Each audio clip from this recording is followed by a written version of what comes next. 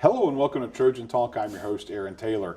We'll be talking about the upcoming Frequency concert and my guest today, a pair of singers from the group, Dan Johnson and Emily Deering. Thank you both for joining me here today. Thank you for having us. Thank you. And Frequency, it is the vocal jazz ensemble here at the university. But for folks out there who may not understand what that even means, kind of give me an idea of what Frequency is all about.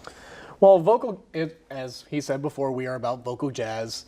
And it's more of trying to educate ourselves as singers and also our audience members about not only just jazz, but jazz in the vocal repertoire. Because jazz as a whole genre is so broad and so wide-reaching and speaks to so many different people.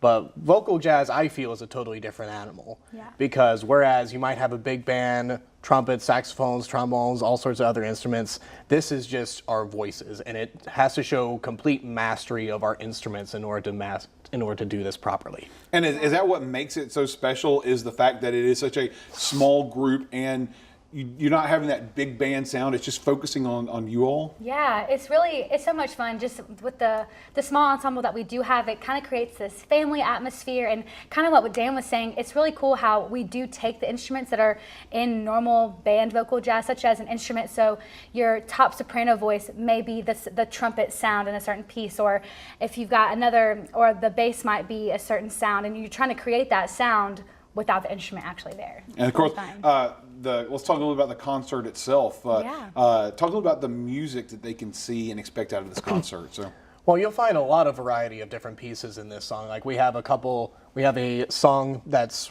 written by Bon Iver, but the arrangement is by a composer named Carrie Marsh. We have some Stevie Wonder, we have some Elton John, we have some World War II era songs. We even have a medley of that we actually performed for World War II veterans for our homecoming, with featuring You Make Me Feel So Young, Orange Colored Skies, and one other one. And it's just, the main focus of this concert is variety.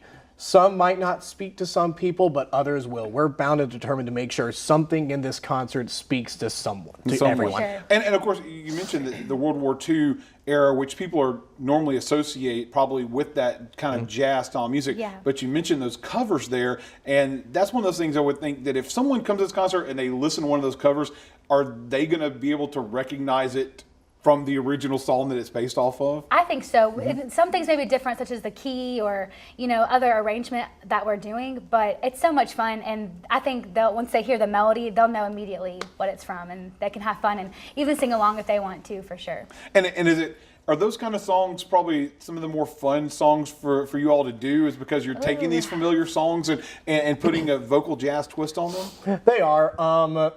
We're able to put ourselves into the song and also be able to listen to other covers of it. Mm-hmm. Like, for instance, I know a favorite of our groups is the Bon Iver called Holocene. And just going back and listening to the actual Bon Iver arrangement and his music video, our arrangement sounds very similar to his.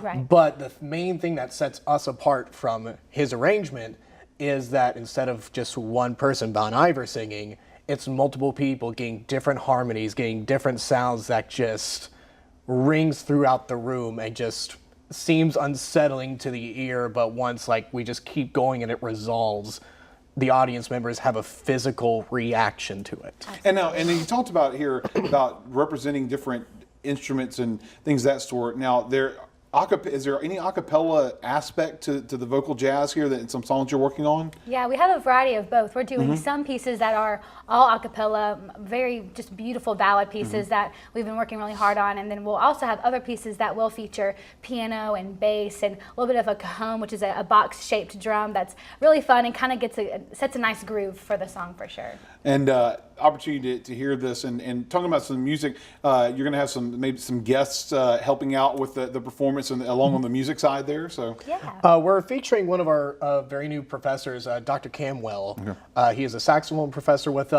This is his very first semester. Really talented musician.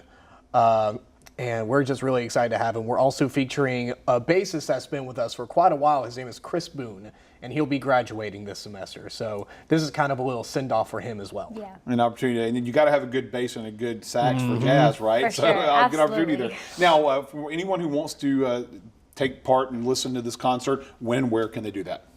It's going to be November 28th at 7 o'clock in the choir room at Long Hall. All right, and tickets?